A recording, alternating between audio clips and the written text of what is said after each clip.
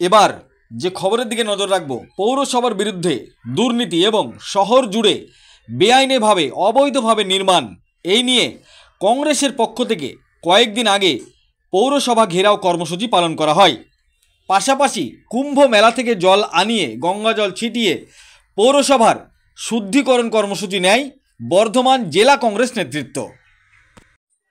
এই ঘটনার পরিপ্রেক্ষিতে পৌরসভার পৌরপিতা পরেশ সরকার কংগ্রেস নেতা গৌরব সমাদ্দারের বিরুদ্ধে বর্ধমান থানায় লিখিত অভিযোগ দায়ের করেন।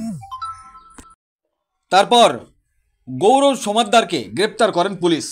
তবে মঙ্গলবার জেলা আদালত থেকে জামিন পায় কংগ্রেস নেতা গৌরব। কংগ্রেস নেতা গৌরব সমাদ্দারকে কংগ্রেস কর্মী সমর্থকরা মিছিল করে নিয়ে আসে। তারপর কঠিনভাবে ভাষার মাধ্যমে আক্রমণ করেন কংগ্রেস নেতা গৌরব সমাদ্দার।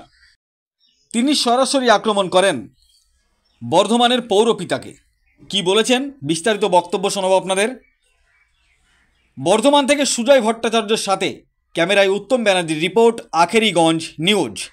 এই ভিডিওটি যারা দেখছেন চ্যানেলটি লাইক করবেন, শেয়ার করবেন আর সাবস্ক্রাইব করবেন। আই লাভ মাই ইন্ডিয়া, মেরা ভারত মহান। দেখুন, গত 24শে ফেব্রুয়ারি আমরা কংগ্রেস পার্টির পক্ষ থেকে বর্ধমান পৌরসভায় যে অবৈধ নির্মাণ নিয়ে আমরা পুনরায় সরব হয়েছিলাম।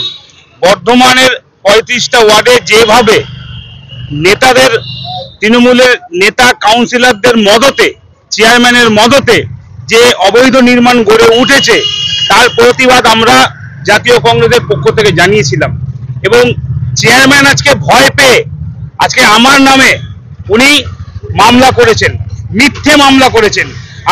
আমরা গান্ধী নীতিতে বিশ্বাস করি, তাই আমরা কোনো সেইখানে ঝুট ঝামেলা কোনো অশান্তি করতে যাইনি। কিন্তু পৌরপিতা সেই দিন ওই পৌরসভায় উপস্থিত না থাকাকালীনও উনি মিথ্যে মামলা দিয়েছেন যে আমরা নাকি ভাঙচুর করেছি, আমরা নাকি হুমকি দিয়েছি। ওনাকে পরিষ্কার ভাষায় বলে রাখতে চাই, আপনি সাপের লেজে পা দিয়ে ফেললেন। জাতীয় কংগ্রেস আপনার এই মিথ্যে মামলাকে ভয় করে না। আমরা যারা আছি আমরা এই মিথ্যে মামলাকে ভয় করি না।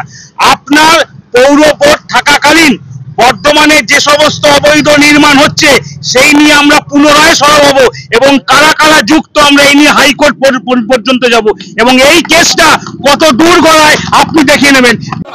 এই তৃণমূলদের মিথ্যা মামলায় ভয় পাচ্ছি না, পাবো না। এই তৃণমূলদের মিথ্যা মামলার ভয় পাচ্ছি না, পাবো না।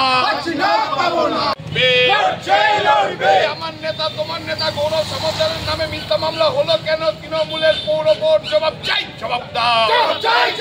এই চেয়ারম্যান জবাব চাই, জবাব দাও।